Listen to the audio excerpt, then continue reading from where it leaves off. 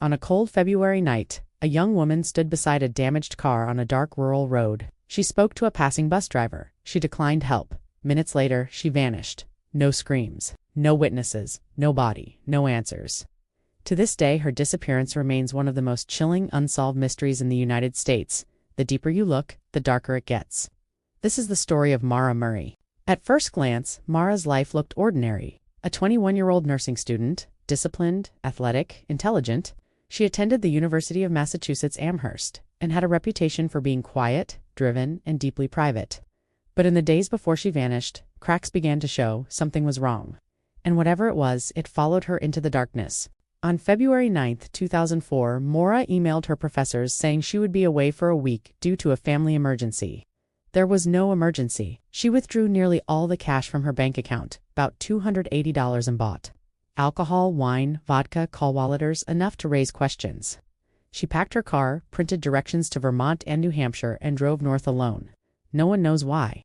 At around 7:27 p.m., Maura's car crashed on Route 112 in Haverhill, New Hampshire, a narrow wooded road surrounded by freezing temperatures and thick forest. A local bus driver stopped and spoke with her.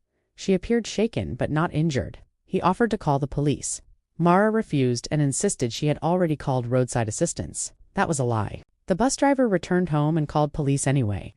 When officers arrived just minutes later, less than 10, the car was abandoned.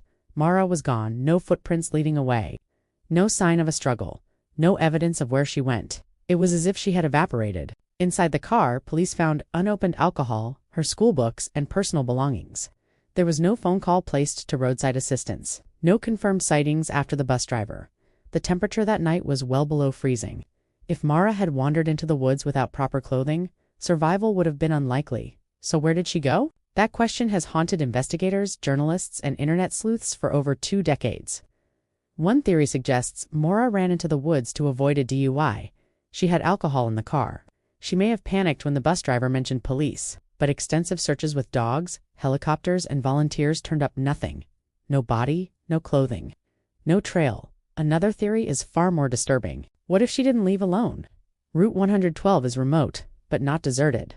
Locals knew the road. Cars passed occasionally. Some believe Maura accepted a ride from the wrong person, someone who offered help, then erased her existence. There were no confirmed witnesses, no surveillance cameras, no cell phone pings after the crash. In 2004, smartphones didn't exist, and digital trails were easy to disappear. And then there are the strange details that refuse to go away. Days before her disappearance, Maura had a breakdown at work after receiving a phone call. She was escorted back to her dorm.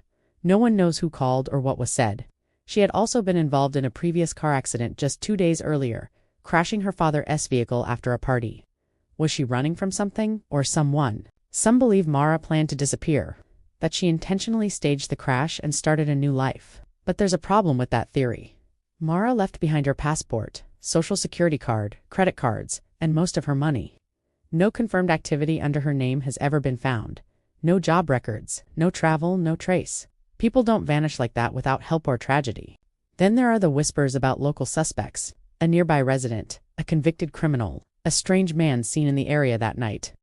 Over the years, fingers have been pointed, accusations made, then withdrawn. No arrests, no charges, no closure. Even more unsettling is how divided the investigation became. Maura's family believes she met with foul play. Her father has never stopped searching, never stopped pushing for answers. Independent investigators uncovered inconsistencies in witness timelines and police procedures. Evidence was lost, records were incomplete, critical hours slipped away, and time is the enemy of truth. The woods surrounding Route 112 have been searched again and again. Each time, hope flickers then dies. Human remains have been found in New England forests before, sometimes decades later, but Maura Murray has never been found. Not alive, not dead, just gone. Some say the area feels wrong. Locals talk about the silence of that road at night. How sound disappears into the trees. How easy it would be to step off the pavement and be swallowed by darkness forever. Others believe the answer, isn't in the woods at Albert, in the people who were there that night. The calls that were never traced, the statements that never fully lined up. What makes this case so haunting is not just the mystery, but the possibility that the truth was visible for only a few minutes, and then lost forever. Imagine standing alone on a freezing road, your car damaged, your future uncertain. A decision made in panic, a door opened, a ride accepted. Or a step taken into the dark that could never be undone. One moment, one choice, and then silence. More than 20 years later, Maura Murray's disappearance remains unsolved. No definitive theory, no final answer, just questions echoing through time. Was she running away? Was she hiding?